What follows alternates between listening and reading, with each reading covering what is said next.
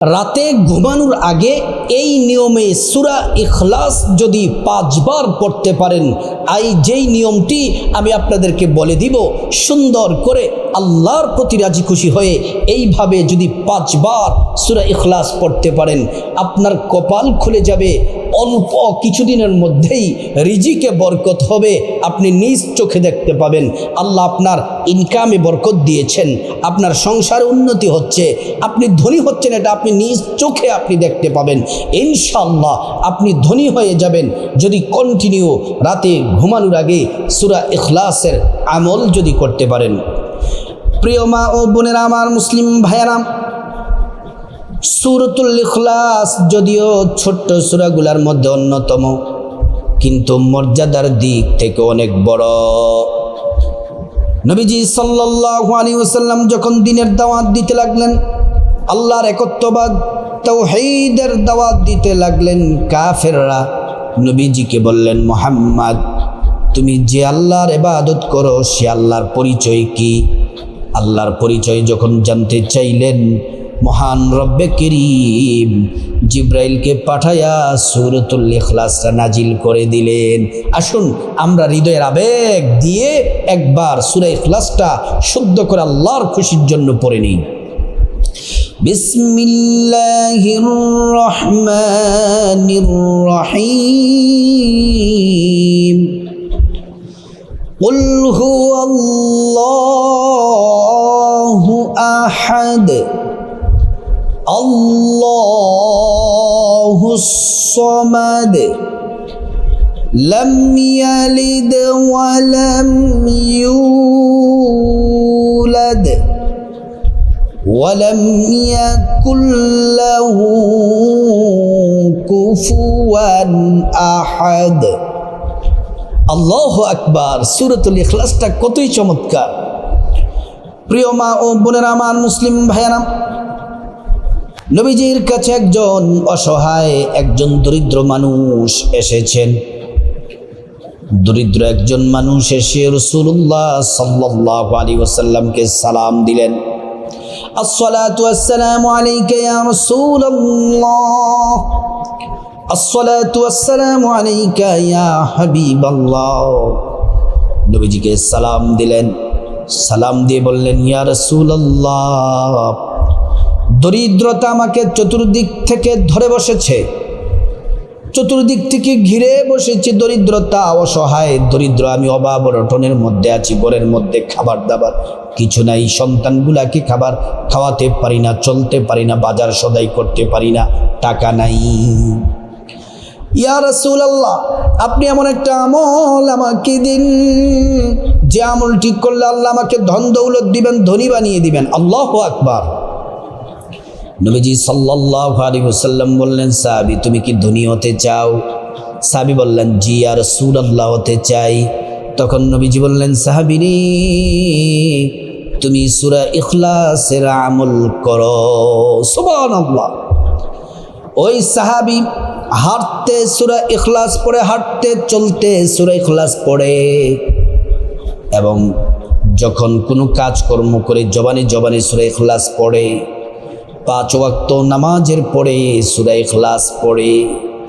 এবার মা বোনেরা, রাতের বেলা ঘুমানোর সময় সূরা ইখলাস পড়ে। আল্লাহু আকবার। যখনই সুযোগ পায় সূরা ইখলাস পড়ে। কয়েকদিন পরে রাসূলুল্লাহর খেদমতে হাজির হলেন, আল্লাহর নবীর কাছে আসলেন, ইয়া রাসূলুল্লাহ, ওগো আল্লাহর প্যারা নবী, আপনি আমাকে যে সূরা ইখলাসের আমল দিয়েছেন, আমি সে সূরা ইখলাসের আমল আপনি যেভাবে বলেছেন সঠিকভাবে সূরা ইখলাসের আমল করেছি। ইয়া নবী আল্লাহ, আমি আশ্চর্য হয়ে গেলাম, অবাক হয়ে গেলাম, এত অল্প দিনে, এত অল্প সময়ের মধ্যে আল্লাহ আমাকে এত পরিমাণে প্রাচুর্য, ধন দৌলত, আল্লাহ তাআলা টাকা পয়সা দিবেন আমি এটা কল্পনাও করি নাই।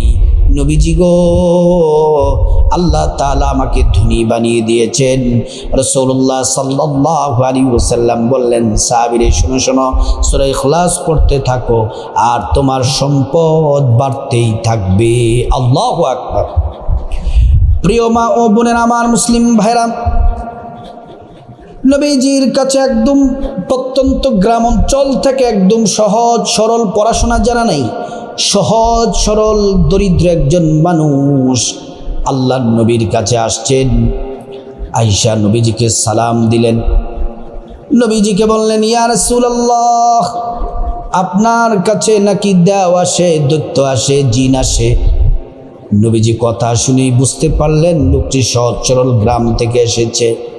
আল্লাহর পেয়ারা নবী বললেন, এ সাহাবী, না না, আমার কাছে দেও দৈত্য এগুলো আসে না, আমার কাছে যিনি আসেন তিনি হচ্ছেন আল্লাহ পাকের সম্মানিত ফেরেশতা হযরতে জিবরাইল। ইয়া রাসূলুল্লাহ, ও মায়ার নবীজি, আপনার কাছে নাকি ওই যিনি আপনার কাছে আসেন তিনি নাকি আপনাকে গীত গেয়ে শোনায়। নবীজি বললেন, না, এটা গীত না, এটা আল্লাহর সম্মানিত কোরআন, সর্বশ্রেষ্ঠ কিতাব কোরআনুল কারীম আমাকে শোনায়। আল্লাহু আকবার। নবীজি বললেন, সাহাবীরা, তুমি এত দূর থেকে এসেছো, কিছুক্ষণ পূর্বে একটা সূরা আমার উপর নাজিল হলো, এই সূরাটি কি তুমি শিখতে চাও? সাহাবী বললেন, ইয়া রাসূলুল্লাহ, অবশ্যই নবীজি, শিখতে চাই। তখন আল্লাহর নবী সাহাবীকে পড়াতে লাগলেন, কুল হুয়াল্লাহু আহাদ, আল্লাহুস সামাদ, লাম ইয়ালিদ ওয়া লাম ইউলাদ ওয়া লাম ইয়াকুল লাহু কুফুয়ান আহাদ। এই সূরা ইখলাস নবীজি কয়েকবার পড়ালেন, সাহাবীর মুখস্থ হয়ে গেল। সাহাবী আনন্দিত হয়ে গেলেন, উদ্বেলিত হয়ে গেলেন, উল্লাসিত হয়ে গেলেন, আল্লাহর নামের বরত্বের স্লোগান দিতে লাগলেন, আল্লাহু আকবার। এবার পাশে একজন নবীজির সাহাবী বসা ছিলেন। ওই সাহাবী বললেন, ইয়া রাসূলুল্লাহ, এই সাহাবী সূরা ইখলাস মুখস্থ করে আল্লাহর কোরআনকে সম্মান করে বরত্বের স্লোগান দিয়েছে, নবীজি, আমার ভালো লেগেছে। আমি সাহাবী, এই সাহাবীতে দরিদ্র গরিব মানুষ, আমার ঘরের মধ্যে একটা গর্ভবতী উটনি আছে। ইয়া রাসূলুল্লাহ, আপনি যদি আমাকে অনুমতি দেন, এই সাহাবীকে গর্ভবতী উটনিটা হাদিয়া দিতে চাই। সুবহানাল্লাহ। প্রিয় মা ও বোনেরা, আমার মুসলিম ভাইয়েরা, ওই সাহাবী বাড়ি থেকে গর্ভবতী উটনিটা নিয়ে সেই সাহাবীকে হাদিয়া দিলেন। সাথে সাথে জিবরাইল আসলেন। আয়েশা বললেন, ইয়া রাসূলুল্লাহ, আপনার সাহাবী আল্লাহর কোরআনকে সম্মান করেছে, আল্লাহকে সম্মান করে এই দরিদ্র সাহাবীকে খুশি হয়ে একটি গর্ভবতী উটনি হাদিয়া দিয়েছে। আল্লাহ তাআলা এই সাহাবীর জন্য জান্নাতে ৭৯,০০০ গর্ভবতী উটনি প্রস্তুত করে রেখেছেন। আল্লাহু আকবার, আল্লাহু আকবার। প্রিয় মা বোনেরা, আমার মুসলিম ভাইয়েরা, তারপরে সব সাহাবীরা উট দিতে দিতে গরিব সাহাবীকে ১,০০০ উট দিলেন। ওই গরিব সাহাবী বলল, ইয়া রাসূলুল্লাহ, কোরআনের সূরা ইখলাস পড়ে দুনিয়াতে আমি ধনী হয়ে গেছি, ধনী হয়ে গেছি। সাহাবী বললেন, তুমি দুনিয়াতেও ধনী হয়ে গেছো, আখিরাতেও তুমি ধনী হয়ে গেছো। আল্লাহু আকবার। কত দাম সূরা ইখলাস! রাতের বেলা ঘুমানোর আগে যে নিয়মে সূরা ইখলাস পড়লে অল্প দিনে আপনি ধনী হবেন। শুনতে থাকুন ভিডিওটি, সবর করেন, সবরের ফল কিন্তু বড়ই মিষ্টি হয়। নবীজি জিবরাইলের সাথে একদিন কথা বলতেছেন, হঠাৎ করে একজন সাহাবী চাদর মুনি দিয়ে রাস্তা দিয়ে যাচ্ছেন। জিবরাইল বললেন, ইয়া রাসূলুল্লাহ, এটা কি আপনার সাহাবী আবু যর নাকি? জিবরাইল বললেন, এটা কি আপনার সাহাবী আবু যর নাকি? নবীজি বললেন, আপনি আবু যরকে চিনেন কিভাবে? জিবরাইল বলল, শুধু চিনি না, আমি আবু যরকে ভালোবাসি। আসমানের ফেরেশতারা ভালোবাসে, স্বয়ং আল্লাহ রাব্বুল আলামিন আবু যরকে ভালোবাসেন। নবীজি বললেন, কারণ কি?